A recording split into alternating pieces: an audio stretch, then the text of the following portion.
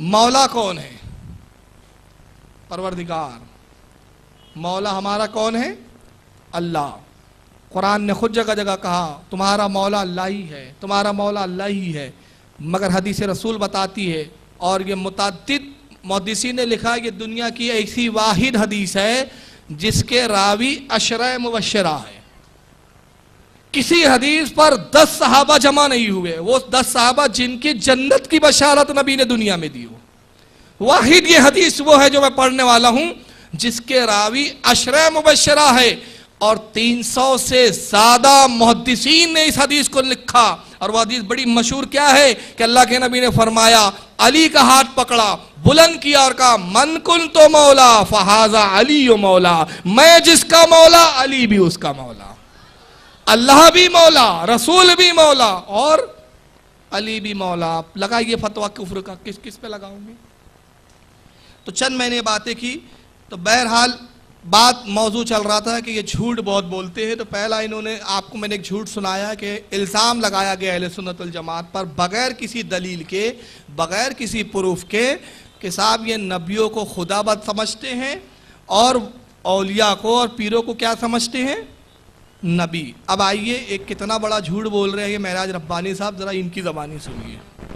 چنانچہ حضرت غوث العظم کے سلسلے میں شیخ عبد القادر جیلانی، جس کو دوسرا خدا ہمارے دنیا کے لوگ سمجھتے ہیں، اور بلکہ انہی کو سب کچھ سمجھتے ہیں، انہی کو خدا سمجھتے ہیں، اللہ سمجھتے ہیں، اللہ کو کوئی نہیں پکارتا۔ جس کو دیکھو غوث کا دامن نہیں چھوڑیں گے، غوث کا دامن نہیں چھوڑیں گے، کوئی غوث کا کتا بن رہا ہے، کوئی خنزیر بن رہا ہے، کوئی کچھ بن رہا ہے، کوئی پیشاب بن رہا ہے، کوئی پیخانہ بن رہا ہے۔ تو ہفتے غوث پاک کے تعلق سے میں آپ کو بات بتاؤں، شیخ میں بہت مختصر طور لہجہ سن لیا آپ نے؟ میں ان لوگوں سے پوچھنا چاہتا ہوں، آج بڑا سنجیدہ انداز لے کے چلنا ہے مجھے، جو کہتے ہیں کہ بریلی مولانا بڑے گالی گلوچ کرتے ہیں، یہ نہیں دکھتا ان کو؟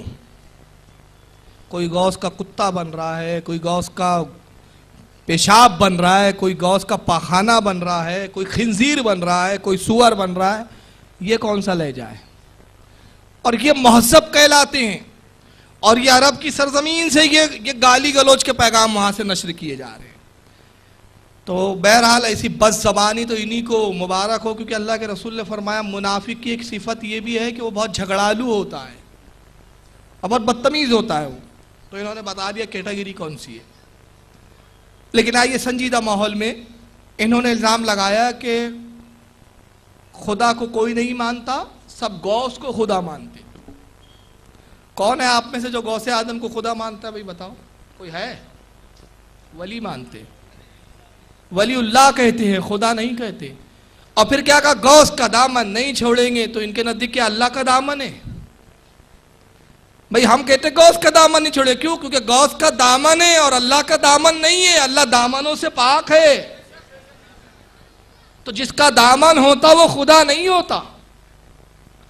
تو بولتے ہیں وہاں بھی مگر سمجھتے نہیں۔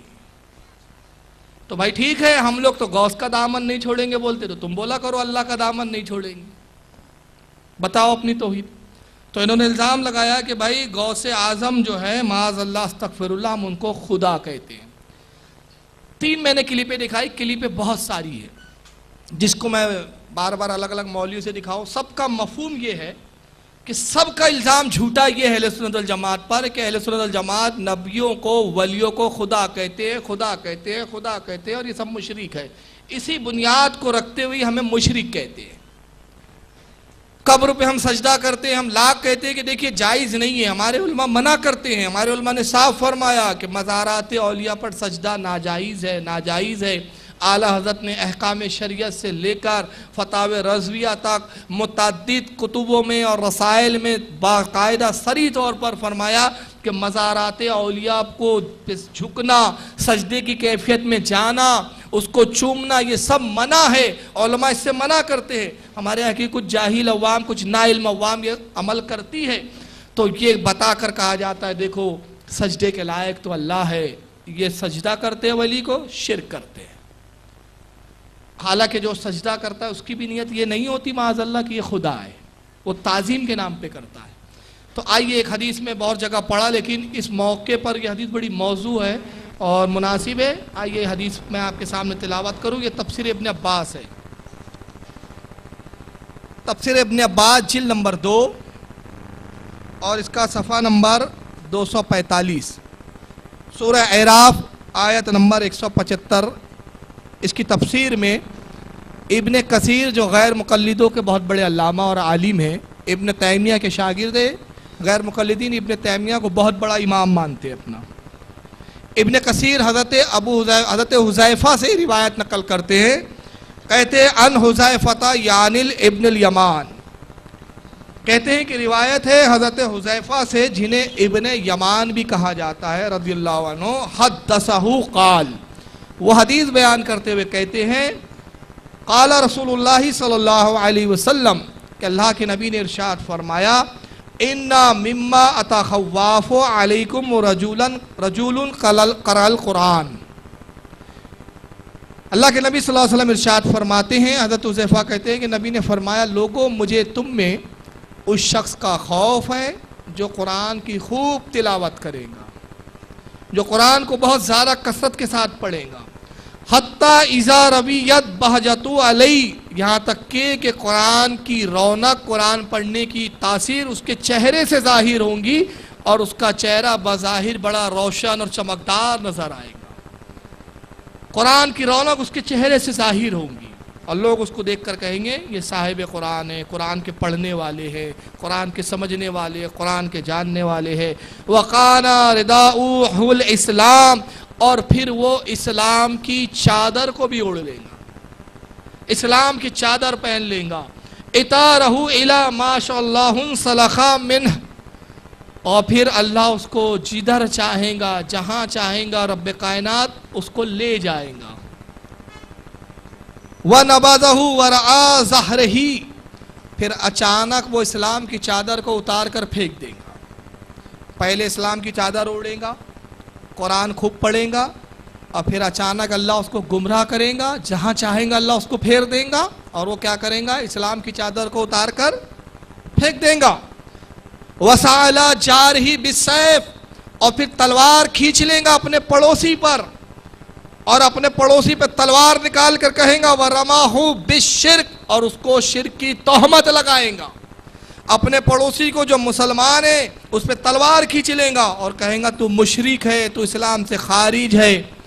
और अल्लाह के नबी फरमाते हैं, हज़रत हुज़ैफ़ा कहते हैं क़ाला क़ुल्तु या नबी अल्लाह अय्युहुमा औला बिश्शिर्क, हज़रत हुज़ैफ़ा कहते हैं कि मैंने अल्लाह के नबी सल्लल्लाहु अलैहि वसल्लम से पूछा, ऐ अल्लाह के नबी शिर्क का हकदार, शिर्क के करीब कौन होगा, औला बिश्शिर्क, कौन शिर्क के करीब होगा।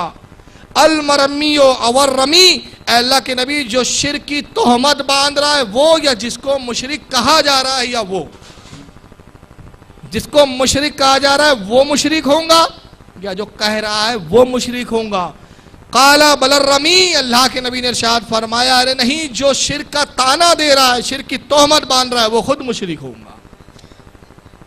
तो यहाँ पर महराज रब्बानी साहब, जर्जी साहब और तौसीफुर रहमान, ये तीनों ने जो शिर्क की तोहमत हम पर बांधी, हदीस रसूल ने बता दिया कि जो शिर्क की तोहमत लगा रहे हैं हमारे ऊपर और हम पर तोहमत और झूठ करते हुए कह रहे हैं कि माज़ अल्लाह बुजुर्गान दीन को अल्लाह का वली मानते, खुदा मानते हैं और नबी को भी खुदा तस्लीम करते हैं, ये झूठ गढ़ा उन्होंने, शिर्क की तोहमत लगाई। और हदीस रसूल ने बताया कि जो मुसलमानों पे शिर्क की तोहमत लगाए वो खुद पक्का मुशरिक होगा। इस हदीस को इब्न कसीर ने लिखा है और इब्न कसीर के अलावा इमाम तबरानी ने माजमुल कबीर के अंदर भी इस हदीस को नकल किया, जिल्द नंबर 20 सफ़ा 28 हदीस नंबर 169 पर। और इमाम इब्न हिब्बान ने अस्सही के अंदर जिल्द नंबर 1 सफ़ा 248 हदीस 81 के अंदर, और मुस्नद बज़्ज़ार के अंदर इमाम बज़्ज़ार ने जिल्द नंबर 1 सफ़ा 99 हदीस नंबर 175। मश्किल आसार में अल्लामा इमाम ताहवी ने जिल्द नंबर 4 सफ़ा 324 हदीस नंबर 865, और मुस्नदुश शामीन जिल्द नंबर 2 सफ़ा 254 हदीस नंबर 1291 पर।